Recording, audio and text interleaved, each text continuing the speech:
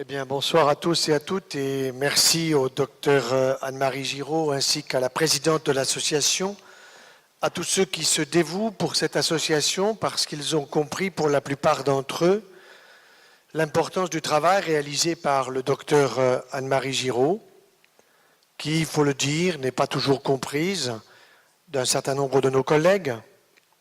Je connais ça aussi. Mais ce n'est pas bien grave. L'important, c'est le malade. L'important, ce n'est pas qu'il y ait de plus en plus de malades, mais de moins en moins de malades. Alors le titre de la conférence de ce soir est très précis. La prévention des cancers du sein et de la prostate et de leur récidive.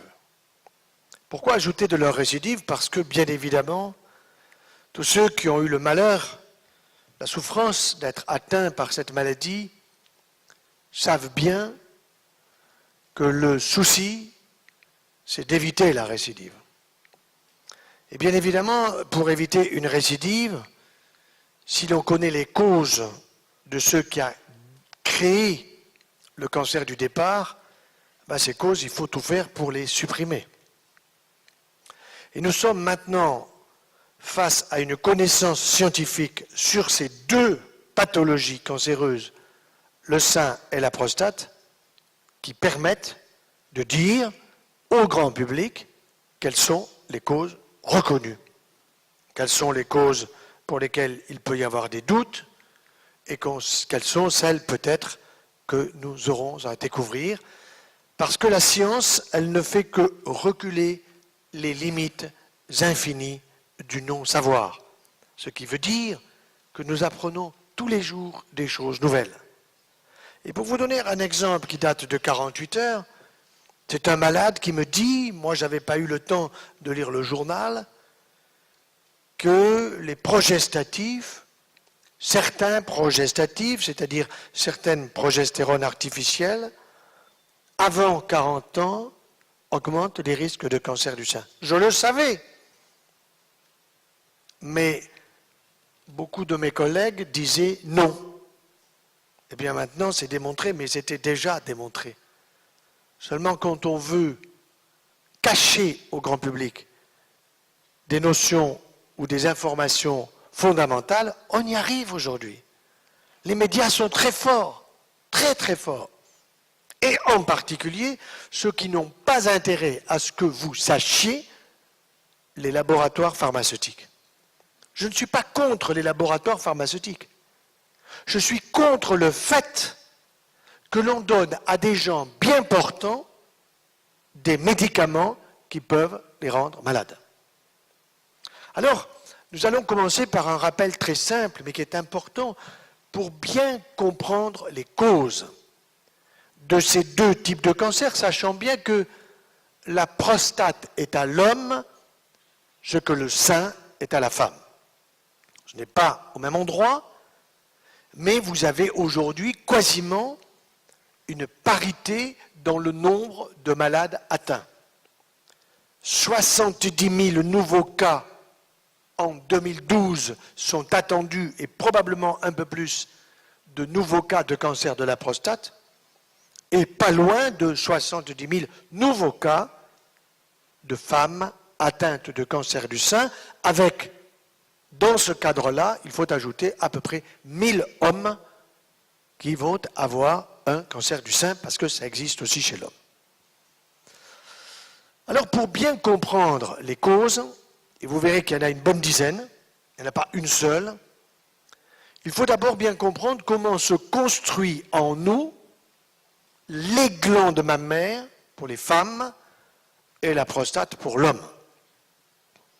À la naissance, une petite fille n'a pas de glande mammaire. Elle a, comme le petit garçon, des mamelons. Et puis arrive la puberté, à partir de l'âge de 9 ans, 10 ans, progressivement, très lentement, les deux ovaires, présents depuis bien avant la naissance, ils sont présents au 3e mois de l'état embryonnaire, les deux ovaires se mettent à travailler. Ils possèdent déjà tous les ovules pour la vie entière. Les ovules, mesdames, dans chacun de vos ovaires, vous en avez à peu près 300 pour la vie entière de chaque côté. Ils sont là à votre naissance. Dans nos testicules d'hommes, il n'y a rien. Ce qui fait que quand je suis dans les écoles, quand j'apprends ça aux petites filles, elles font aux petits garçons, ouais, vous n'avez rien. Mais nous avons tout. Et donc, vers l'âge de 9-10 ans, quand commence progressivement la puberté, une première hormone se met à être fabriquée par les ovaires. Elle s'appelle estrogène. Dans estrogène, vous coupez le mot en deux et vous avez gène, genèse, construction, formation, estro, l'œuf, pour la préparation de l'œuf humain. Et cette première hormone, en réalité, il y en a 3 si on veut être très complet, 3 formules chimiques. Ces 3 hormones estrogéniques permettent au sein de se construire. Et la petite fille, c'est qu'elle a des bourgeons au niveau mammaire qui vont se construire. Et là, il y a une notion intéressante pour la recherche. Et moi, je l'ai apprise, j'avais 50 ans, on ne m'avait jamais appris ça en médecine. C'est ma propre épouse qui me l'a appris. Je lui ai dit, mais tu aurais pu me le dire plus tôt. Ça fait 30 ans qu'on est mariés, tu m'apprends ça aujourd'hui. C'est que vos 2 seins ne se construisent pas toujours ensemble. Moi, je pensais que c'était les 2 ensemble et symétriquement. Eh ben non. Il y en a parfois un en avant sur l'autre. Il y en a parfois un qui est un tout petit peu plus volumineux que l'autre. Et ça, c'est intéressant. Pourquoi ? Parce que quand je demande aux femmes, quel est le sein qui s'est construit le plus vite chez vous, le premier, pratiquement toujours, elles ne savent pas. Et c'est pourtant très certainement celui-là qui est atteint s'il y a atteinte cancéreuse. Parce que c'est le plus sensible aux hormones. C'est le plus sensible aux hormones. Et c'est une notion qui est importante parce que, effectivement, un jour, ma secrétaire me dit « Monsieur, cette semaine, avez-vous remarqué, vous n'opérez que des seins de gauche. Pourquoi ?» Alors, il y a des psys qui disent « Ça, c'est le papa. À droite, c'est la maman. » Qui est psychologiquement en cause. Vaste bêtise. Et je dis à ma secrétaire, un jour, vous regarderez ça de près, et vous verrez qu'il y aura peut-être une semaine où je n'opérerai que des femmes atteintes de cancer du sein droit. C'est arrivé. Mais ce qui est important à savoir, c'est qu'effectivement, il y a un sein qui, souvent, se construit avant l'autre, et donc il faut que la jeune fille le sache. Il faut que la maman lui dise « Retiens ça, ma petite ». C'est important, pas pour faire peur, pour le savoir. Et puis la jeune fille, elle n'est pas idiote, elle est capable de comprendre que sa puberté, non seulement c'est la période la plus importante de la vie d'une femme, quand ce corps se transforme d'une façon extraordinaire de petite fille en jeune fille, mais en même temps, de comprendre à quoi servent les seins. Ce n'est pas simplement pour que les garçons y mettent les mains ou que les garçons soient là à exploser dans leurs pantalons en voyant tout ça. On leur fait très bien comprendre cela. Et les 2 seins vont se construire tranquillement. Et puis il y a une deuxième hormone qui va arriver qui s'appelle la progestérone. Vous la coupez en 2, pro pour gestérone, la gestation. Et il s'avère que le Créateur a construit ce corps féminin d'une manière originale, astucieuse, en même temps fragile. Parce que nous allons voir que ces 2 hormones, elles vont croître progressivement par la fabrication au niveau des ovaires, et qu'il va y avoir des phases dans un seul mois. Et que ces phases dans un seul mois vont faire qu'il va y avoir une première phase qui va préparer l'ovaire à libérer un ovule, ça s'appelle l'ovulation, qui est grosso modo entre le 10e et le 15e jour. Pour un mois, ça fait le milieu du cycle.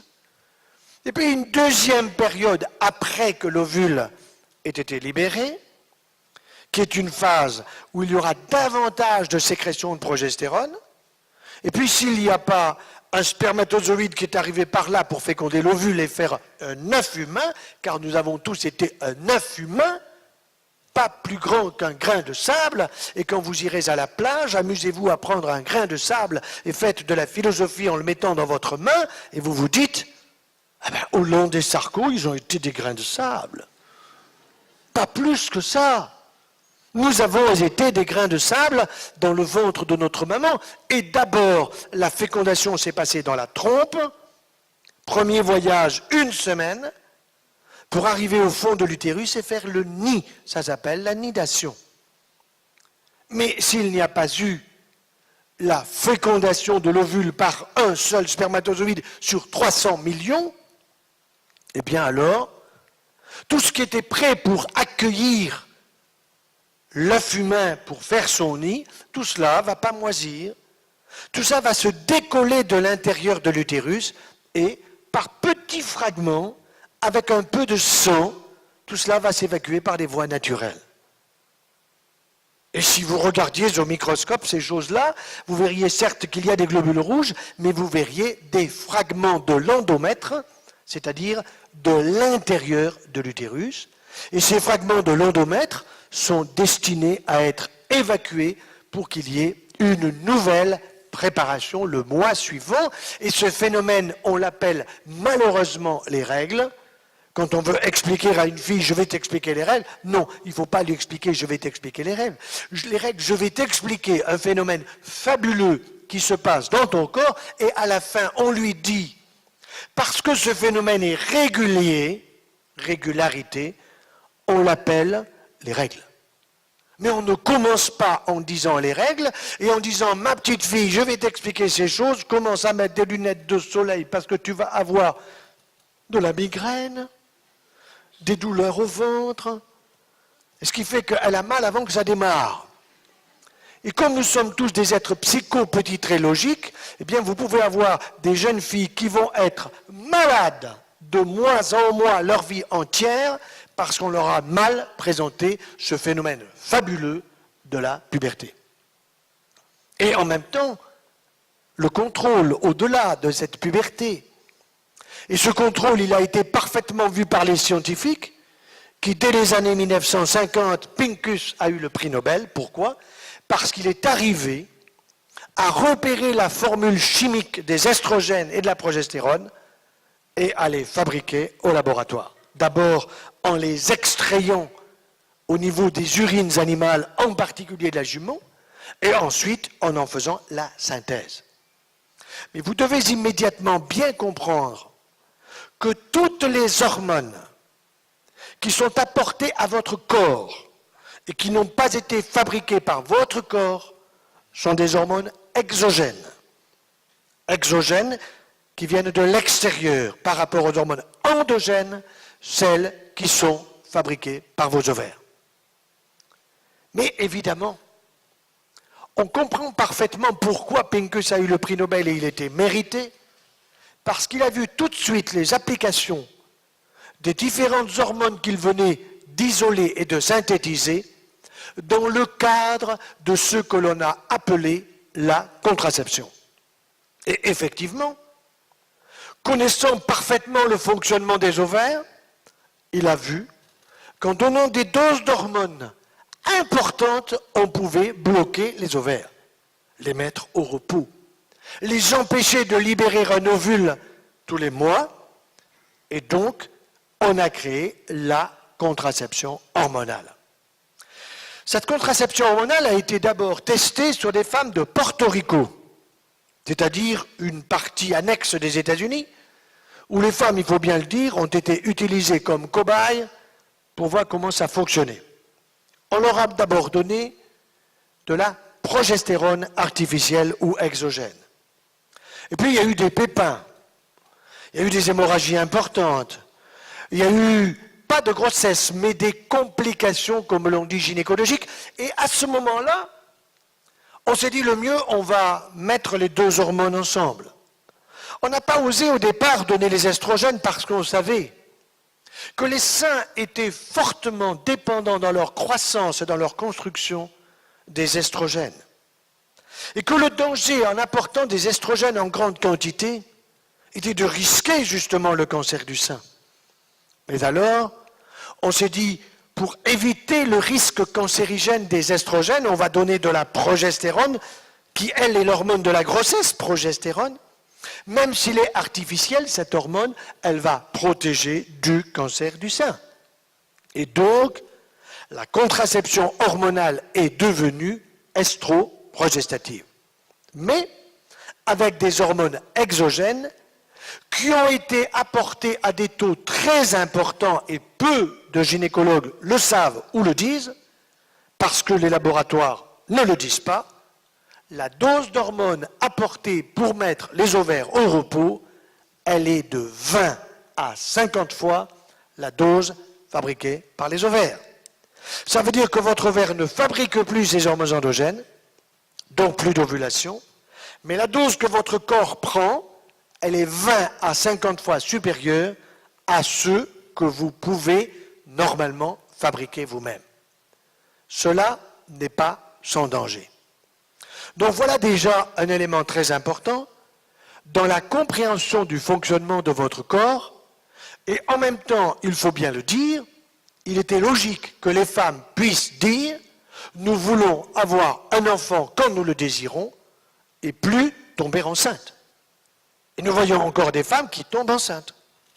Je me souviens un jour d'une petite fille de 5 ans qui, à l'école, puisque je passe beaucoup dans les écoles, qui devait être donc en grande section, ce qu'on appelle maths sup, maternelle supérieure, et qui me dit « Maman s'est fait mal ». Ah bon, qu'est-ce qu'elle a ta maman? Je ne sais pas, mais dimanche, elle s'est fait mal et elle a grondé papa. Vous imaginez au repas du dimanche, la femme qui engueule son mari parce qu'elle est tombée enceinte, et qu'il a sa part de responsabilité. Et la petite ne comprenait pas bien ce que ça voulait dire, mais la maman était tombée enceinte. Et nous sommes encore dans une société en 2012 où des femmes peuvent tomber enceintes. Pas prévu au programme. Et ça veut dire qu'il y a quand même des progrès considérables à faire, parce que si nous les hommes, nous sommes capables de donner la vie 24 heures sur 24, pas de 0 à 100 ans, nous allons y venir, à peu près de l'âge de 14-15 ans, quand notre puberté est là, jusqu'à 100 ans, eh bien chez vous, mesdames, c'est différent. Cela veut dire, nous le verrons aussi, que dans le domaine de la relation homme-femme, la grande erreur de notre siècle, c'est que c'est nous les hommes qui avons voulu diriger la situation. Et nous avons considéré que notre sexualité étant hyper puissante, étant du type TGV, Concorde, ou tout ce que vous voulez, vous n'aviez qu'à, vous, mesdames, qui êtes des petites Michelines, vous adapter à notre vitesse. Et voilà l'erreur manifeste de ce siècle, qui fait que c'était à nous adapter à vous, les Michelines, de telle façon que vous disiez au TGV que nous sommes, mon petit chéri, mon petit chat, mon petit lapin, ce que vous voudrez, tu vas t'arrêter à toutes les gares, nous irons prendre des pâquerettes, nous irons boire de l'eau fraîche, et c'était à vous, à nous gérer, et non point à nous, à vous gérer. L'erreur est là. Mais j'ai confiance dans l'avenir, parce que j'ai confiance beaucoup plus dans l'intelligence des femmes, et vous savez combien je suis content quand il y a beaucoup de femmes, parce que je sais qu'une femme informée, c'est 100 femmes informées chez nous. Alors que les hommes, c'est plus difficile. Mais, venons aux hommes. Lorsque nous naissons, nous avons une prostate qui est très petite. Elle n'est pas plus grande qu'une noisette. Et puis cette prostate, elle ne va pas travailler avant la puberté. Nos testicules sont au sec, comme je vous ai dit, incapables de fabriquer quoi que ce soit. Mais quand la puberté va arriver, il va y avoir la préparation d'une seule hormone, la testostérone.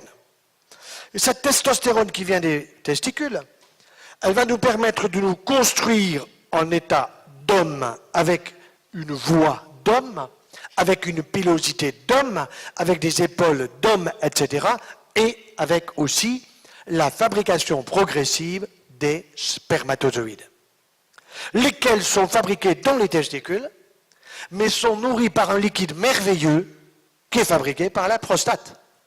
car la prostate a un rôle hormonal, c'est sous l'influence de la testostérone qu'elle va croître, qu'elle va se constituer complètement, qu'elle va fabriquer le liquide prostatique qu'elle va stocker dans des petites vésicules avec les spermatozoïdes qui s'appellent les vésicules séminales, du mot sémen qui veut dire semence. C'est pas bien compliqué, mais ce qui est sûr, c'est que l'homme, à partir de l'âge de sa puberté, va avoir un corps d'homme, une fabrication régulière et quasiment constante de testostérone et la fabrication régulière des spermatozoïdes. Mais quand vous demandez à un garçon, dis-moi garçon, quand ton testicule fabrique un spermatozoïde, combien de temps faut-il, crois-tu, pour qu'il puisse féconder un ovule? Alors il vous dit 24 heures, 2 jours. Puisque à partir de l'âge de la puberté, il y a une puissance sexuelle telle que vous avez des garçons qui libèrent leurs semences quotidiennement quand ce n'est pas 3 fois par jour. Alors il vous dit, c'est 1 jour ou 3 jours. Pas du tout. Si je commence à fabriquer un spermatozoïde aujourd'hui dans mes testicules, il sera capable de féconder un ovule dans 70 jours. 70 jours. Seulement, évidemment, il y en a en permanence.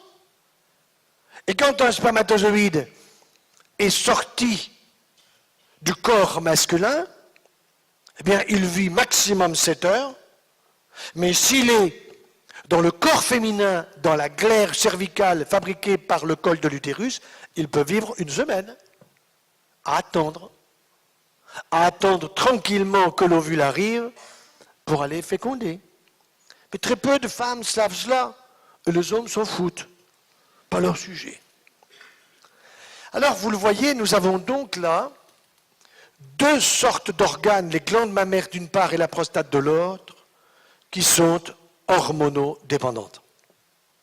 Maintenant, la question qu'on doit se poser, c'est pourquoi, lorsque j'étais jeune chirurgien dans les années 70, on observait en France pas plus de 7000 nouveaux cas de cancer du sein par an. Pareil pour la prostate. Et aujourd'hui, c'est 10 fois plus. Ce n'est pas simplement parce que nous avons avancé dans les années. Il y a certes une chose, c'est que on voyait à l'époque des cancers de la prostate chez des hommes au-delà de 70-75 ans. Et quand un homme avait un cancer de la prostate à 80 ans, on disait ce n'est rien. Et si aujourd'hui nous prenions 100 hommes qui meurent à 100 ans et 1 jour, et que l'on contrôle leur prostate après le décès, on verrait chez 98 des lésions de cancer prostatique, mais l'homme n'est pas mort de cela. Le cancer prostatique, comme nous allons le voir, le cancer du sein, c'est une forme de vieillissement de l'organe, de vieillissement banal et naturel, quand on arrive à sa fin de son siècle. Mais avoir un cancer du sein à 30 ans, avoir un cancer de la prostate comme on en voit aujourd'hui à moins de 50 ans, ce n'est pas normal. D'autant plus qu'à ce moment-là, les dangers de récidive sont très importants et qu'il y a donc la nécessité absolue de donner des traitements pour, d'une part, contrôler la maladie et, d'autre part, éviter qu'une récidive ne revienne. Alors, nous allons prendre les causes des cancers du sein. D'ailleurs, si je demandais qui c'est qui a envie qu'on lui dépiste un cancer du sein, vous n'avez personne qui lève la main, qu'on me dépiste un cancer du sein. Non. Qui c'est qui a envie qu'on lui dépiste un cancer de la prostate? Personne n'en veut. Par contre, si je vous dis, je peux vous aider à prévenir un cancer du sein, tout le monde est d'accord. Prévenir un cancer de la prostate, tout le monde est d'accord. Mais vous remarquerez que les hommes politiques, quels qu'ils soient, de ministère en ministère, ils nous parlent que du dépistage et très peu de la prévention. Très peu de la prévention. Et quand vous voyez que dans mon propre centre anticancéreux, nous avons un centre de prévention, et nous avons une de mes collègues qui ose dire publiquement qu'on ne connaît pas les causes des cancers du sein. Ah, c'est vrai qu'elle est à la retraite. C'est vrai qu'elle ne doit pas lire les papiers les plus récents. C'est vrai aussi qu'elle s'en fout. Que son problème, c'est plutôt de dire « donnez-moi du pognon pour la recherche ». Et vous l'avez connu, l'ARC et d'autres structures, où on vous fait pleurer du matin au soir pour que vous donniez de l'argent, et puis ça avance pas bien vite. Alors qu'avec des techniques comme celles que propose le docteur Giraud-Robert, avec des techniques de médecine douce, alternatives, complémentaires des autres médecines, on peut faire des merveilles. Alors, quelles sont les 10 causes des cancers du sein? Et nous ferons en parallèle les causes des cancers de la prostate, vous verrez que c'est très proche. Il y a d'abord la génétique. Si l'on prend 100 femmes atteintes de cancer du sein, on sait aujourd'hui que sur 100 femmes, à peu près de la même génération, eh bien vous en avez 5 à 8% qui ont le mauvais gène. Ce mauvais gène, on l'appelle BRCA1 ou BRCA2. BR en anglais, ça veut dire breast, le sein, CA, cancer, 1, chiffre 1 ou chiffre 2. Une femme qui est atteinte par, ou qui est porteuse de ce gène BRCA1, a 80% de risque, pas de chance, de risque, de faire un cancer du sein entre l'âge de 20 ans et l'âge de 80 ans. Et alors on lui dit, madame, attention, il faut vous enlever les 2 seins, il faut contrôler les ovaires, parce qu'il y a un risque également de 45 à 50% de cancer ovarien. Je ne suis pas du tout d'accord avec cette façon de procéder. Je pense que la femme, dans l'avenir, qui aura le BRCA1 ou le BRCA2, ce seront ces femmes-là qui feront le moins de cancer du sein. Pourquoi? Parce qu'on leur expliquera comment l'éviter. Parce qu'on leur dira, madame, vous avez 20 ans, ou mademoiselle, vous en avez 14. Eh bien, vous allez avoir des comportements que nous allons vous faire écrire, ou que nous allons vous prescrire, ou que nous allons vous expliquer dans le détail, pour que vous n'ayez pas, comme votre maman, ou comme votre grand-père, ou comme votre grand-mère, ou votre tante, une atteinte mammaire. Et donc, vous penserez peut-être que si vous avez le désir d'enfant, ben, le meilleur âge, c'est pas 60 ans pour avoir un enfant, c'est 25. C'est 26, c'est autour de 30. Et récemment, je disais à une jeune femme de 32 ans, qui fêtait ses 32 ans, qu'est-ce que vous attendez? Que son mari ait du boulot? D'accord, j'en sais rien, je comprends.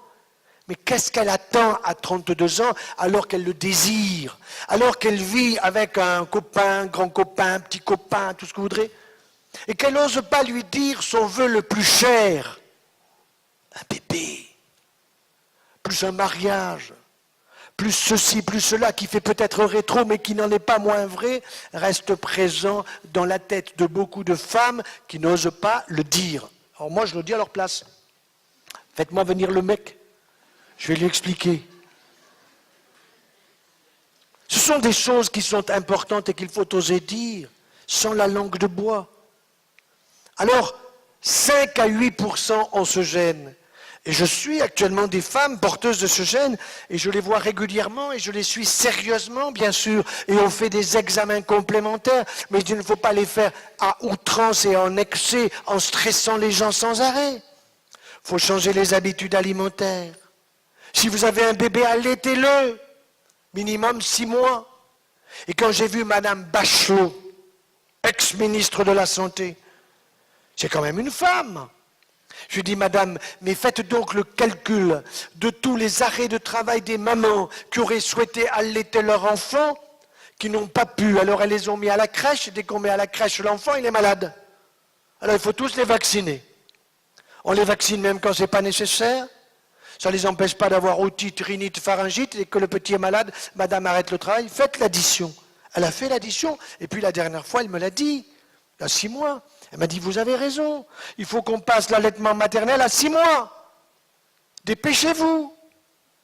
Et savez-vous même, madame, que si vous avez passé la ménopause, vous pouvez allaiter, pas votre mari, ça ne marchera pas. Parce qu'il ne sait pas téter. Pourquoi? Parce que nos papilles d'adultes, elles sont, vous le savez, dans notre palais royal, dans notre palais. Alors que les papilles de l'enfant, elles sont sur ses lèvres. Et le petit bébé qui vient de naître, vous le mettez au sein de la grand-mère et le lait vient. Pourquoi? Parce qu'en tirant sur le mamelon, en aspirant correctement, il n'y a que lui qui sait faire cela, il crée une sécrétion de prolactine, prolactation, au niveau de la petite glande qui s'appelle l'hypophyse. C'était en Afrique il n'y a pas très longtemps. Une maman, 45 ans, 48 ans, va acheter des fruits et des légumes chez la marchande avec sa petite de 8 ans à la main et un beau bébé dans les bras. Et voilà que la marchande la félicite pour le beau bébé et la petite. Elle dit c'est bien. Elle dit oui mais c'est ma petite fille. Bravo madame, félicitations. Oui mais ma fille est morte en couche. Ah bon? Ah c'est dur ça. Mais vous devez avoir une bonne chèvre à la maison pour avoir un si beau petit. Oh non, nous sommes une famille pauvre. Nous n'avons pas de chèvre. Mais c'est moi qui nourris la petite. La grand-mère qui nourrissait la petite. C'est possible. Et voilà pourquoi quand on adopte un enfant, quand un enfant est adoptable, pourquoi donc attendre une année pour le donner à la maman, alors que déjà le lien affectif entre la mère et l'enfant, on le sait aujourd'hui, est d'une extrême importance. Deuxième point essentiel, allaiter l'enfant. Il m'est arrivé de faire un examen scientifique intéressant, que vous allez comprendre. J'opère une dame de 80 ans qui n'a pas eu d'enfant, pour laquelle il y a peut-être une suspicion de cancer, finalement il n'y en a pas, mais je fais un petit prélèvement d'un tissu dans la glande mammaire qui est parfaitement normal, et puis je le prends et je l'amène à mon collègue qui va regarder ça au microscope. Je dis, moi, quel âge elle a d'après toi, cette dame? Ah, il regarde le dossier, ben, il n'y a pas son âge. Ben oui, c'est fait exprès, c'est pour que tu le trouves. Oh, il me dit, elle est jeune, hein? Ah bon? Quel âge elle a pour toi? Oula, elle est jeune, ça c'est un sein qui n'a jamais vu passer du lait. Hein. Ah ben, je dis, tu vois, elle a 80 balais. Qu'est-ce qu'il dit? Il veut dire quelque chose qui est très important. C'est que la glande mammaire n'est adulte au plan tissulaire que quand du lait est passé dedans. Tant que du lait n'est pas passé dedans, la glande reste dans un état post-pubertaire, évidemment. Mais les galactophores, les lobules du sein n'ont pas travaillé.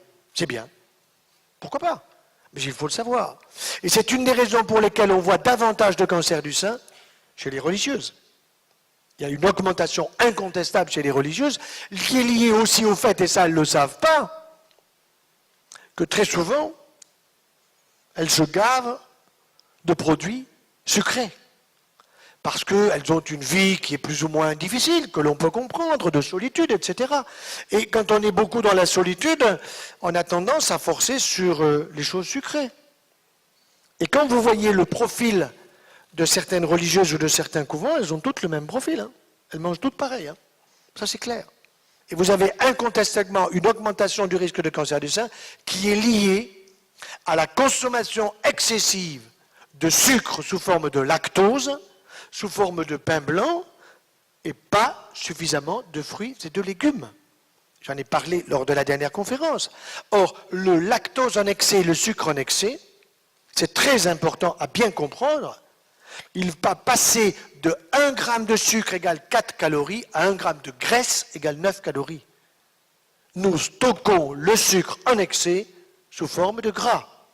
Et chez les femmes, c'est stocké en priorité dans les seins, et chez nous les hommes dans le bassin. Ça ne s'écrit pas pareil.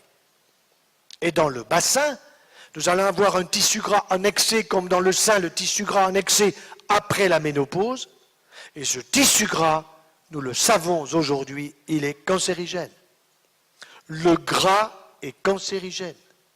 Pour l'homme comme pour la femme. Ça signifie tout simplement qu'une femme qui veut garder la ligne, qu'un homme qui va faire du sport ou qui vous dit j'ai fait du sport quand j'étais rugbyman, footballeur et tout ça à 30 ans et qui se laisse aller à 55, 60 et tout le reste, il a tort. Nous devons avoir une activité physique qui est telle que le gras, nous le fassions transformer non pas en sucre, parce que le retour ne se fait pas vers du sucre, mais que nous le fassions fondre. Et pour faire fondre le gras, il faut se bouger de bon matin, il faut se bouger en ayant une activité physique qui fait transpirer. Et pourquoi la transpiration est importante? Parce que cette transpiration, elle va éliminer par les glandes sudoripares des produits qui sont stockés dans le tissu gras. Et notre tissu gras, il est sous la peau d'abord. petite couche. Pas la peine d'en avoir 3 cm. Et puis, il est alors aux endroits que je vous ai dit. Et si vous avez une bonne activité physique et qui vous fait transpirer, non seulement vous allez éliminer, faire fondre le gras, mais vous allez aussi éliminer les pesticides, insecticides, fongicides et tous les produits de l'agriculture conventionnelle qui sont lipophiles. Lipophile en grec, philein, aimer, lipide, les graisses. Eh bien, ces produits-là, nous les stockons dans le tissu gras. Donc, nous avons besoin de les éliminer régulièrement. Alors, que ce soit l'aquagym, que ce soit le sport qui vous va bien, peu m'importe, mais vous devez transpirer, avoir une activité physique, hommes ou femmes, 2 fois par semaine au minimum, plus c'est encore mieux. Donc, vous voyez, nous avons vu la génétique. Nous avons vu déjà un peu l'alimentation, avec les produits laitiers dont j'ai parlé l'autre jour, et je vais vous donner la réponse à la question que j'avais posée le 25 novembre 2011 quand je suis venu à la faculté concernant les facteurs de croissance. Je vous avais dit, j'ai saisi l'Agence française de sécurité des aliments, qui est devenue l'Agence nationale de sécurité d'environnement et de santé qui s'appelle l'ANSES. J'ai été convoqué le 14 avril dernier, alors que la saisine était en juillet 2010, vous voyez, juillet 2010, juillet 2011, juillet 2012, nous n'y sommes pas, avril 2011, et on m'a donné une réponse de 198 pages. J'ai pas travaillé pendant tout mon temps de vacances d'une semaine, il y a 15 jours, c'est 198 pages. J'en ai fait un diaporama scientifique, parce que ce sont des données scientifiques. Et la réponse est claire. La présence des facteurs de croissance dans les produits laitiers augmente les risques de cancer du sein, de la prostate, du cancer du côlon et du rectum. Mais je ne suis pas satisfait par la réponse. Parce que j'avais demandé les taux, j'avais demandé les dosages. Seulement, on m'a répondu que les dosages, ils n'étaient pas suffisamment au point. Que les fourchettes de résultats étaient très larges, que vous pouvez avoir entre 22 et 100, c'est quand même fort large. Si le taux maximum est 100, il faut que le taux soit entre 90 et 100 et qu'il n'y ait pas une fourchette de 80, ce n'est pas possible. Et donc, je suis en train de préparer une nouvelle saisine et je sais qu'elle sera acceptée parce qu'ils nous ont pris au sérieux. Et quand je dis nous, ce n'est pas simplement moi. Moi, je vous représente. Ils nous ont pris au sérieux parce que je représente les familles. Et je demande à la mise au point, et je sais au niveau de quels laboratoires internationaux je vais le faire, des dosages définitivement fiables qui vont coûter un certain prix et que l'Agence française de sécurité, la nouvelle ANSES, va payer. Parce qu'ils ont du pognon, non pas pour le gaspiller, car je ne suis pas pour le gaspillage, mais je suis pour des réponses scientifiques sur des sujets scientifiques qui concernent la santé des hommes. Donc, déjà, principe de précaution. Mais quand vous lisez les 198 pages, quand vous allez à la conclusion, quand vous allez toutes les 20 pages aux différentes conclusions, ben on vous banalise la chose, on vous dit, mais oui, c'est tout petit, comme si rien n'était. Mais quand vous lisez dans le détail, comme moi je l'ai fait, c'est une autre affaire. Il n'y a aucun doute, les 3 grandes familles de facteurs de croissance qui sont présents aujourd'hui dans les produits laitiers, en particulier de la vache, ne nous sont pas destinés. Jusqu'au jour où les lobby des produits laitiers, je ne dis pas lobby dans le sens négatif du terme, mais je dirais l'industrie des produits laitiers, fera que dans ce qu'ils nous donneront à consommer, il n'y aura pas ces produits dont nous n'avons pas besoin. Je rappelle qu'en cancérologie aujourd'hui, nous utilisons de moins en moins la chimiothérapie, car il est bien vrai que quand une femme vous dit, docteur, vous me soignez pour un cancer du sein ou un cancer de l'ovaire, un monsieur pour un cancer de la prostate, mais vous me donnez un traitement qui me fait tomber les cheveux. Je n'ai pas de cancer sur le cuir chevelu. Pourquoi donc vous me donnez un traitement qui va me tuer mes globules blancs dont j'ai besoin, puisqu'on sait que les globules blancs sont utiles pour l'immunité? Et vous avez raison. Bonne question. Réponse insuffisante de notre part. Et oui, nous allons vers la fin des chimiothérapies pour aller vers ce qu'on appelle les thérapies ciblées. Et ces thérapies ciblées, vous entendez bien la cible, elle va cibler la maladie et pas autour de la maladie, et ce sont des anti-facteurs de croissance. Ce sont des anti-EGF, des anti-IGF, des anti-VEGF, peu importe le détail, ce sont des antifacteurs de croissance qui coûtent extrêmement cher, c'est vrai, mais qui sont d'une extrême efficacité. Nous les utilisons actuellement, surtout à des stades avancés du cancer, avec grande efficacité, il n'y a pas de doute. Et dans 10 ans, je suis convaincu que la chimiothérapie aura fini d'exister. Nous aurons pratiquement pour tous des thérapies ciblées d'une grande efficacité. Mais dans 10 ans, moi je ne tiens pas à ce qu'il y ait toujours 70 000 nouveaux cas et que ça augmente de 1000 par an, parce qu'aujourd'hui c'est ça, hein. 2012, 70 000, 2013, 71 000. Non, moi je veux que ça régresse. Ça a commencé à régresser, il faut le dire. Parce que les femmes sont intelligentes. Parce que quand les femmes américaines ont été averties que le traitement hormonal de la ménopause augmentait jusqu'à 30% les risques de cancer du sein, traitement hormonal de la ménopause, en France on a dit non, pas vrai, les Américaines sont spéciales. Elles ont des seins différents, n'est-ce pas? Elles prennent des hormones différentes qui viennent des urines extraites des urines de la jument, tandis que les Françaises, elles prennent des hormones synthétiques, Le corps reconnaît parfaitement ce qui lui appartient, ce qui vient de lui, de ce qui vient de l'extérieur. Notre corps, il est intelligent. Et nous devons avoir cette intelligence de notre corps, ce patrimoine de santé qui nous est donné à la naissance, nous devons le connaître. Et je vais vous dire, honnêtement, vous avez aujourd'hui des patients qui en savent plus sur ces sujets que les médecins. Vous avez heureusement des médecins homéopathes, il faut le dire aussi, des naturopathes, des ostéopathes, des gens qui sont, je dirais, sur le bord de la médecine, mais qui ont des grandes compétences médicales parce qu'ils travaillent, parce qu'ils se renseignent, parce que la médecine n'a pas fini d'évoluer, elle continue sans arrêt, mais on doit évoluer vers moins de malades et non pas vers plus de malades. Alors, évidemment, vous avez compris les excès alimentaires, les excès de sucre, les excès de produits laitiers. On en avait parlé déjà lors de la dernière conférence. Mais il y a aussi d'autres produits. Il y a des médicaments que nous prenons dont nous n'avons pas besoin. Trop de choses pour supporter le voisin, pour supporter le mari, les enfants, le chat, le chien, tout ce que vous voudrez, des antidépresseurs, des anxiolytiques, des somnifères, tout ça à la poubelle. Que nous en ayons besoin à la suite d'une difficulté affective, c'est bien compréhensible. Que nous en ayons besoin à la suite d'un choc émotionnel important, il n'y a pas de doute qu'il faut prendre ce médicament. Mais 3 mois. Pas comme les laboratoires qui laissent courir parce que ça leur va bien. Je voyais un homme atteint d'une nodule au niveau du sein qui était inquiétant. À la palpation, c'était évident, c'était dur, c'était du cancer. Je fais faire une mammographie, il n'était pas trop content d'aller à la mammographie, il disait, c'est pour les dames, pas pour moi, mais bon, il fallait le faire. Le prélèvement a bien confirmé. Alors je dis à ce monsieur, à cette dame, mais est-ce que vous avez pris un traitement qui risque d'augmenter la gynécomastie? Alors, il y a d'abord le tabac, la nicotine.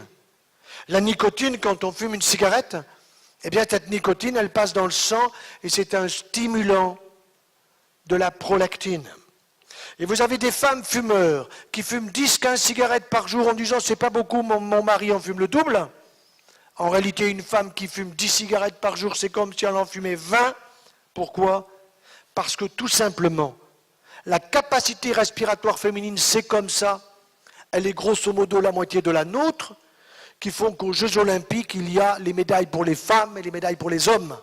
Si on mélangeait tout le monde, pauvre dame, vous n'auriez jamais de médaille. C'est comme ça. Donc quand vous fumez 10 cigarettes et que vous dites c'est pas beaucoup, c'est beaucoup trop. Gardez-en 2, pas plus, pour ne pas vous dire aucune.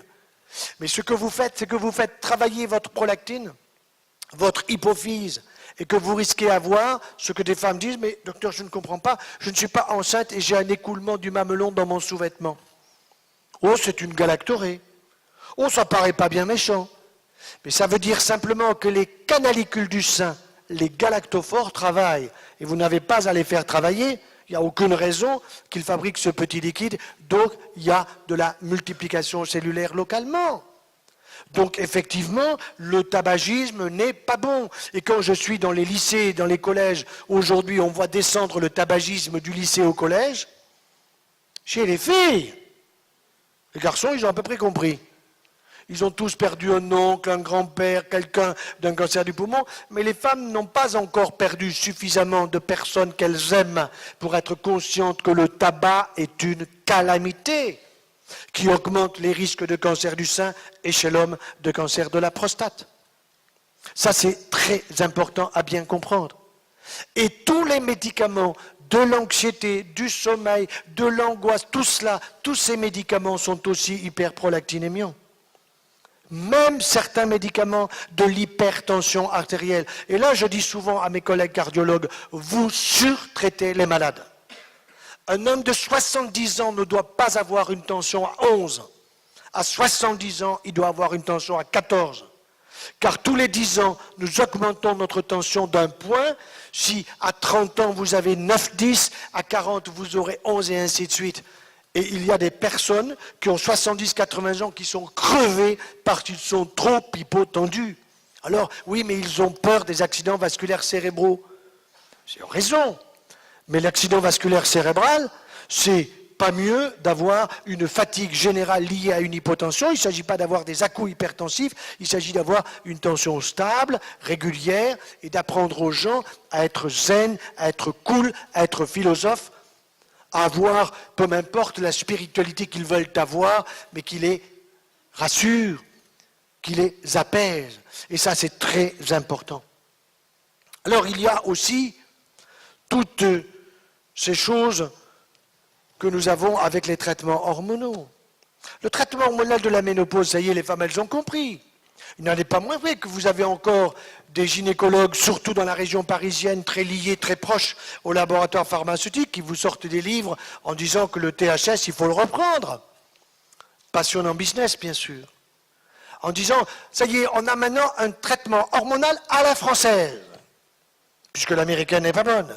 On a des hormones naturelles. Il n'y a pas d'hormones naturelles, sauf celles qui sont fabriquées par votre corps. C'est tout. Tout le reste, c'est du baratin. C'est du baratin qui est destiné à vous rendre consommateur. Et ça, ils savent faire. Et savez-vous qu'il y a eu une étude sur la relation entre les publicités et le résultat d'une publicité? Quand vous avez une publicité, elle est destinée à ce que les gens la lisent, l'intègrent, et qu'ensuite, ils achètent, ils consomment ce qu'on leur présente dans la publicité. Tout a été analysé. Les publicités des voitures, les publicités de l'alimentation, les publicités pour les bijoux, tout ce que vous voudrez. Eh bien, les meilleurs publicitaires au monde sont les laboratoires pharmaceutiques. Ils sont très forts parce qu'ils arrivent à vous proposer des traitements pour des maladies que vous n'avez pas. Madame, vous avez mal au dos? Je le vois déjà. Vous avez une fracture invisible. Ça, c'est le top du top, les fractures invisibles. Comme on a tous plus ou moins mal au dos, nous avons tous des fractures invisibles. Alors, il faut prendre un traitement contre l'ostéoporose. C'est pour les dames, c'est en train de venir pour les messieurs. On ne va pas nous oublier, vous inquiétez pas. Mais je ne suis pas du tout favorable à ces traitements dans la mesure où vous vous bougez, où vous avez une activité physique, où vous avez une alimentation avec une forte orientation végétarienne sans être un taliban du végétal. Et vous vous méfiez de prendre des beaux fromages de chèvre ou de brebis en laissant la vache à son veau. Parce qu'en plus, votre cerveau, ce n'est pas celui d'un veau. En tout cas, vous n'avez pas envie qu'il le devienne. Donc, très important de bien comprendre aussi le problème de la contraception. La contraception, ce n'est pas pour les garçons. Les garçons, même le préservatif, il y en a pourtant au chocolat, la vanille, il y en a même phosphorescent avec des Mickey dessus, je n'ai pas vu ça, mais on m'a dit fabuleux. Eh bien, même les préservatifs, les garçons vous disent qu'ils ont une allergie au latex. Ils sont allergiques au latex. Bon. Alors, comme ça leur fait mal, l'allergie au latex, eh bien, la femme, la fille, la jeune fille, il faut qu'elle se débrouille. Et elle déguste. Eh bien, ça, je pense que c'est à vous, les femmes, de nous instruire. À vous, les femmes, de nous former. À vous, les femmes, de transformer les TGV que nous avons dans la tête et entre les jambes en Micheline, capables de respecter, de prendre du temps et de comprendre comment fonctionne le corps et le psychisme féminin. Ça n'a pas le même fonctionnement que le fonctionnement masculin. C'est une évidence. Alors comment faire? On peut prendre la pilule, bien sûr. La norme pilule, on le connaît, elle s'appelait le Stédiril, il n'y en a plus en France. Mais par contre, elle est en Algérie, au Maroc, en Tunisie, en Afrique noire. Là, elle y est, aucun problème. Ils ont une explosion des cancers du sein. Explosion. Alors je ne suis pas pour que les femmes et les enfants qu'elles ne désirent pas avoir. Mais je dis, il y a peut-être d'autres moyens. Alors, il y a eu la mini-pilule. La mini-pilule, on le sait, vous pouvez la prendre 5 années.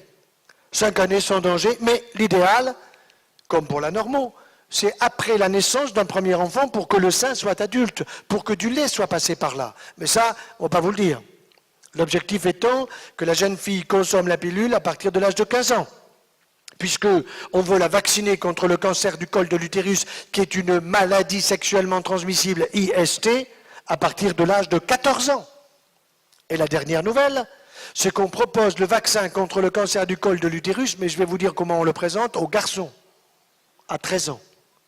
Quand j'ai vu cette publicité, je me suis dit, mais enfin quand même, pourquoi donc propose-t-on le vaccin contre le cancer du col de l'utérus à 13 ans?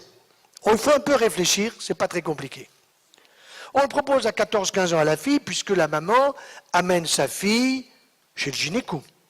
Le gynéco lui dit, madame, sortez, je parle avec votre fille. Et tu as bien un petit copain. Elle sait tout juste ce que ça veut dire, mais elle en a bien un ou deux. Bon, donc, il lui prescrit la pilule. Très bien. Et elle commence, dès 14 ans, elle devient pratiquante. Mais le garçon, la maman ne va pas amener son garçon de 14 ou 15 ans chez le gynéco. Il dit, maman, t'as pété les plombs. Je suis un garçon. Il ne va pas amener, ma maman ou le papa ne va pas amener le petit chez l'urologue. C'est pour grand-père qui se pisse dessus. Je n'ai pas de problème prostatique, maman, tout va bien. Alors, à 13 ans, eh bien, à 13 ans, vous pouvez amener le petit chez le pédiatre. Et voilà donc qu'on est en train de former les pédiatres progressivement, subrepticement, astucieusement, en disant aux pédiatres, vous avez donc fait le vaccin contre la rougeole, la rubéole, la diphtérie, etc., et la polio. Eh bien, à 13 ans, vous allez proposer aux mamans le vaccin contre le cancer. Je suis pédiatre. Bonjour madame. Comment vas-tu? Salut Lionel. Dis-moi, tu as 13 ans.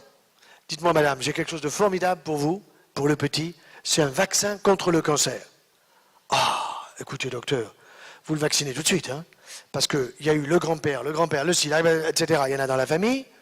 Mais la maman n'ose pas poser le cancer de quoi? Elle croit que c'est le cancer total. Parce que pour elle, le cancer, c'est un mot total, c'est un mot générique. Mais si elle disait, c'est quel cancer? Et s'il répond cancer du col, il dit, mais mon petit n'a rien au cou, docteur. Je ne comprends pas. Donc l'objectif, c'est que la maman ne pose pas la question et que le pédiatre, lui, il reste sûr, car si c'est un pédiatre sérieux, il faut qu'il vaccine tant d'enfants à l'année. Et s'il a vacciné tant d'enfants à l'année, alors il peut avoir la prime. Savez-vous que la dernière prime qui va arriver en décembre 2013 sera donnée à des médecins nous sommes tous suivis, et je trouve que c'est bien que nous soyons suivis dans nos prescriptions, dans nos examens complémentaires, parce que c'est vrai qu'il peut y avoir des abus. Et donc, un médecin qui aura peu prescrit de médicaments, d'examens complémentaires, etc., eh bien, il pourra avoir une prime qui tourne autour de 9 300 € en décembre 2013. C'est bon pour les vacances, le ski, le machin, tout ci, tout ça. Alors, quand j'en parle avec les responsables de la Sécu, ils me disent, mais vous comprenez, ce médecin qui va avoir cette prime, il nous a fait faire une économie de 20 000. On peut bien lui en donner 10. Mais attendez, si c'est ça la médecine d'aujourd'hui, excusez-moi, mais il y a un vrai problème, quoi. Eh bien, c'est pour cela qu'il faut que la résistance, elle vienne de vous et de nous. Il faut que nous n'ayons pas peur de dire les choses sans langue de bois et tout simplement d'une manière la plus claire possible, la plus scientifique et la plus juste possible. Il y a d'autres causes pour le cancer du sein. Il y a aussi ces femmes qui vivent dans la précarité. Ces femmes qui vivent dans la précarité, je commence à les connaître parce que, étant au Conseil économique, social et environnemental à Paris, je fais partie de la délégation des droits des femmes et à l'égalité. Et comme je disais à mon épouse, là, j'ai un harem, il y a 40 femmes et 2 hommes. Ma pomme et un autre. Pour l'instant, je ne connais pas le son de sa voix. Mais ce qui est sûr, c'est qu'il y a un mois, on nous a proposé un dossier femmes et précarité. Alors la présidente dit qui prend le dossier. Pas une femme ne lève la main. Je me suis dit, bon, il faut que j'aille au casse-pipe. Alors j'ai levé délicatement le doigt, elles se sont mises à applaudir. C'est très bien, docteur, que vous fassiez femmes et précarité. Donc je travaille à fond la question. Et je puis vous dire que dans femmes et précarité, aujourd'hui, il y a un marqueur de la santé. Et ce marqueur de la santé, il est lié au fait que dans la précarité, eh bien, on n'a pas de mutuelle. On peut avoir une CMU qui est plus ou moins branlante. Et malheureusement, on est mal soigné. Pour 3 éléments, les yeux, les dents et tout l'aspect gynécologique mal suivi. Et nous voyons des femmes qui viennent en consultation avec des atteintes mammaires évoluées parce qu'elles sont en état de précarité. Une autre cause aussi, c'est l'inverse de la précarité, c'est ce qu'on pourrait appeler la mondanité. Qu'est-ce que c'est que la mondanité? Ce sont des femmes qui ont de l'argent, tant mieux pour elles, mais qui vont, par le stress, dépenser leur argent de consultation en consultation, d'examen en examen et d'examen en examen inutile, qui peuvent être finalement dangereux par la sommation, c'est-à-dire la quantité de rayonnement qui peut être prise par le corps et qui peut être excessive. Docteur, comment se fait-il que de 6 mois en 6 mois, on surveille mes seins par des mammographies et des mammographies depuis tant d'années et j'ai un cancer du sein?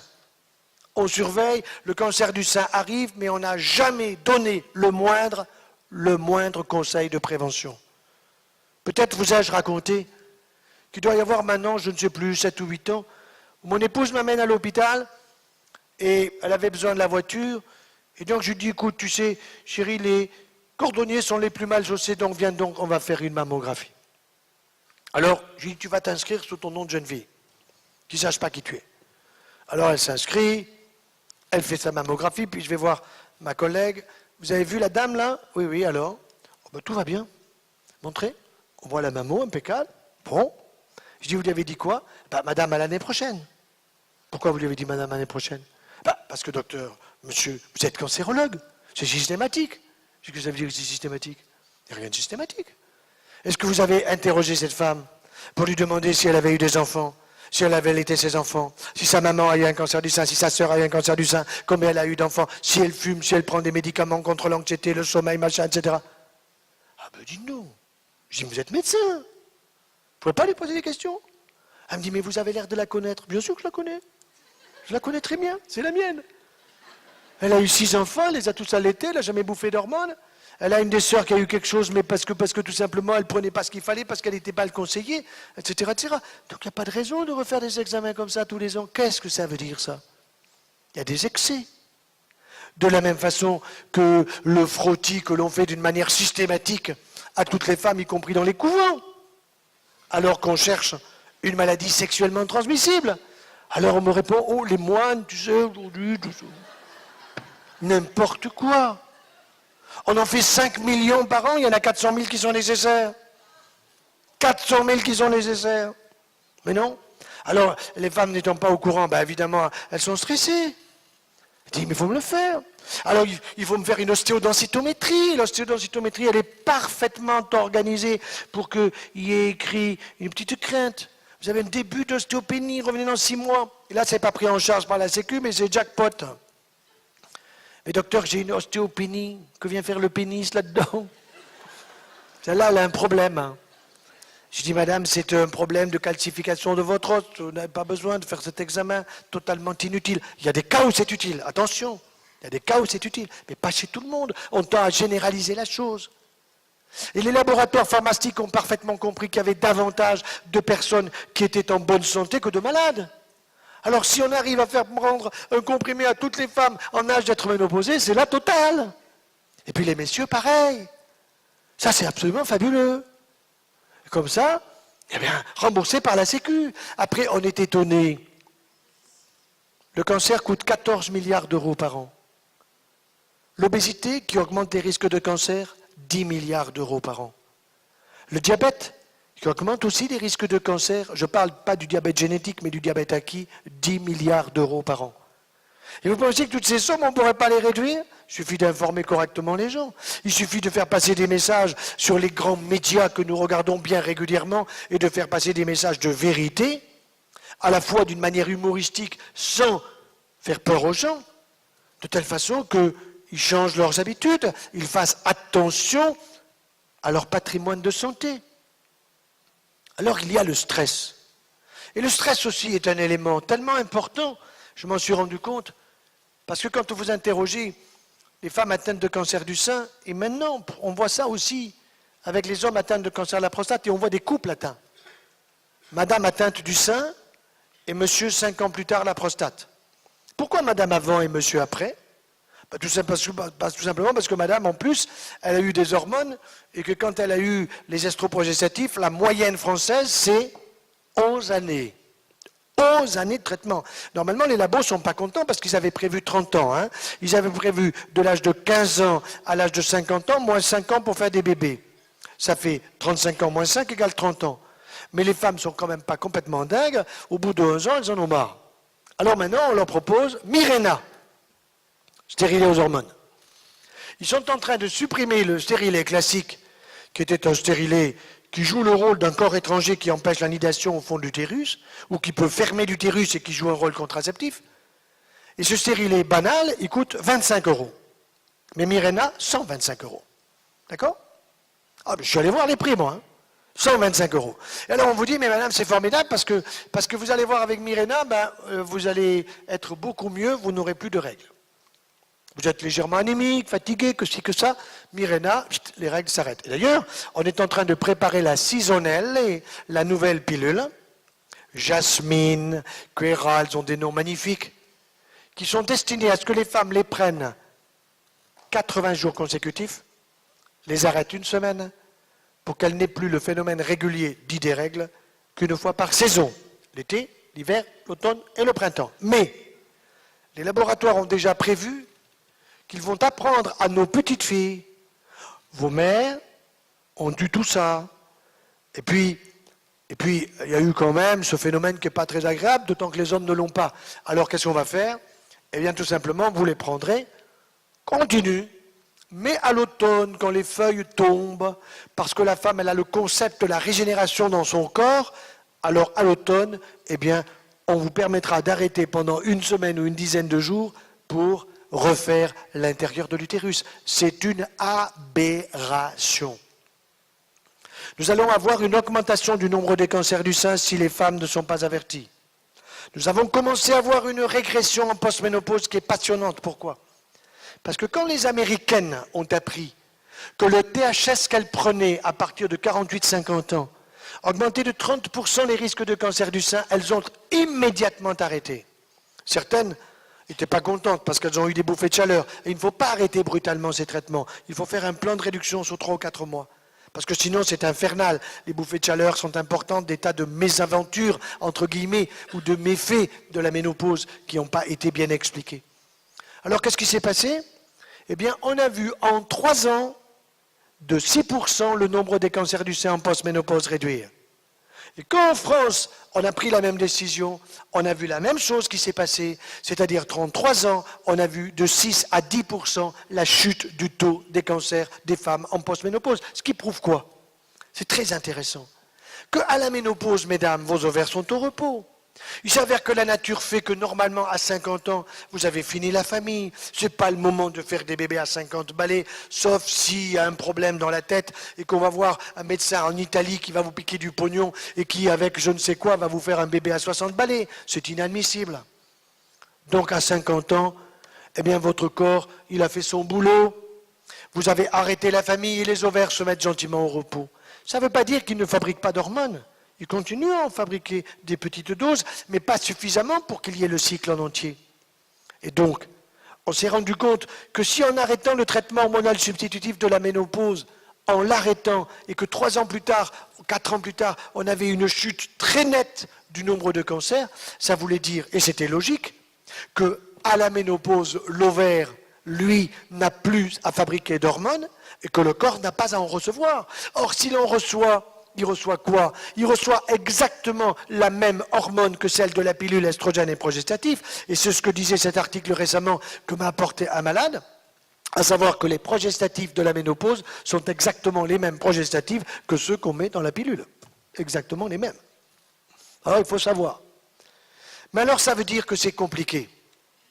Ça veut dire qu'il il faut voir les choses avec une certaine distance. On ne peut pas du jour au lendemain arrêter la contraception. On ne peut pas du jour au lendemain conseiller aux femmes tout d'un coup de faire des enfants qu'elles n'ont pas envie d'avoir. Ça veut dire qu'il faut éduquer les hommes. Ça, c'est du boulot. Et c'est pour cette raison que ces hommes, je commence moi-même à les éduquer dans les petites classes. Je commence en maths sup, maternelle supérieure. À des petits, qu'est-ce que je raconte? Qu'est-ce que tu faisais dans le ventre de ta maman? Ils sont fascinés. Blanche-Neige et les 7 nains, ils en ont rien à foutre. Parce qu'ils savent que Blanche-Neige et les 7 nains, c'est des contes, alors que ce qu'ils faisaient dans le ventre de leur maman, c'est une véritable réalité et qu'ils n'étaient pas dans le ventre de papa. Et puis, progressivement, avec l'âge, j'adapte le discours en fonction de l'âge de l'enfant. Et je lui apprends les merveilles de son corps. J'apprends aux petites filles les merveilles de leur corps et aux garçons, j'apprends la puberté des filles pour qu'ils apprennent à respecter les filles. Or aujourd'hui, dans les écoles, les garçons ne respectent plus les filles. Et les adultes ne respectent plus les femmes.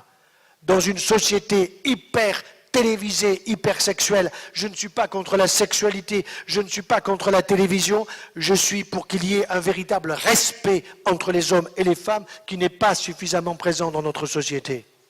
Il faut apprendre aux hommes à respecter les cycles féminins. Notre besoin sexuel peut être du type concorde, Mach 3, Mach 5, Mach 10, ce que vous voudrez. Nous ne sommes pas des bêtes. Et c'est à vous les femmes à savoir nous réguler, à savoir nous envoyer à la pêche, faire du vélo, faire du, j'en sais rien, tout ça avec humour. Vous devez en avoir suffisamment pour que nous soyons capables de comprendre tout ça. Donc c'est aujourd'hui l'avenir se situe dans cet échange entre l'homme et la femme. Je vais prendre un exemple pour finir. Vous avez tous vu un film qui s'appelle Le Titanic. Il a fait le tour du monde. Et dans ce film, à un moment, il y a la jeune fille qui dit à sa grand-mère, « Mamie, parle-moi de l'amour. » Et elle lui répond, « Ma petite, sache une chose, c'est que le cœur de la femme, c'est un océan de secrets. » Oui, lequel? Oh, par courtoisie, je vous donnerai le plus grand, le plus beau, celui qui a le plus beau nom, le Pacifique. Mais c'est uniquement par courtoisie. Parce que si vous êtes, mesdames, un océan de secrets, nous en sommes un aussi. Nous sommes aussi un océan de secrets, et si je vous ai donné le Pacifique, alors il me reste l'Atlantique. Mais vous regarderez sur une carte du monde. La correspondance entre ces deux, c'est un canal qui a été creusé par les hommes. Canal de Panama, il y a 17 écluses payantes entre le Pacifique et l'Atlantique. Je ne suis pas, vous le comprenez bien pour cela, mais je suis pour que, mes femmes, mesdames, vous arriviez à comprendre aussi que nous sommes nous aussi, les hommes, des océans de secrets. Et que océans de secrets et océans de secrets, il faut qu'ils apprennent à se parler, à se comprendre, à s'expliquer. Pourquoi ceci, pourquoi cela? Ce n'est pas si difficile que cela. Et c'est vrai que les sexologues, les psychologues, des ostéopathes, des médecins, des tas de gens sont compétents dans le domaine pour nous aider à mieux nous comprendre. Alors seulement, quand les femmes auront compris comment il faut se bouger, comment il faut s'alimenter, comment il ne faut pas trop fumer, comment il faut avoir une vie heureuse en communication avec les autres et dans la complémentarité du masculin et du féminin, alors aucun doute, nous verrons réduire les taux de cancer du sein et de cancer de la prostate, car le cancer de la prostate, les hommes ne l'aiment pas. Quand j'ai écrit le livre sur le cancer de la prostate, j'avais demandé à ce qu'on mette un bandeau, ce livre est exclusivement pour les femmes. Alors, l'éditeur n'a pas compris ce que je voulais dire, il m'a dit c'est trop compliqué. J'ai dit non, parce que quand un homme vient pour son cancer de la prostate, il est toujours accompagné par sa femme. C'est sa femme qui dit, tu te lèves la nuit. 2 fois. L'autre, il vous répond, non, 1 fois. En réalité, c'est 3 fois. Ensuite, quand vous demandez comment va la sexualité ou la puissance amoureuse, il faut utiliser les mots. Monsieur vous fait comme ça et madame derrière vous fait comme ça. Magnifique. Là, il faut faire un film. C'est extraordinaire. Jamais un homme ne vous dira que ça ne va pas. Ah, il vous dira que c'est total, super. Pas toujours. Vous avez des femmes qui disent aux hommes quand ça s'est bien passé, « Oh, formidable !» Et elles pensent « nul ». Tout ça aussi, c'est des sujets qui sont importants. Il faut y mettre de l'humour, parce que l'humour est cousin germain de l'amour, et parce que l'amour, c'est tellement beau dans notre humanité que ça ne doit pas nous conduire à l'hôpital. Ça doit nous conduire en famille, avec les amis, avec des coins comme ici qui sont très sympas. Et c'est comme ça que nous arriverons à régler tant et tant de souffrances dans notre société. J'ai confiance. Je ne suis pas utopique, je suis réaliste et je resterai joyeux 24 heures sur 24. Merci.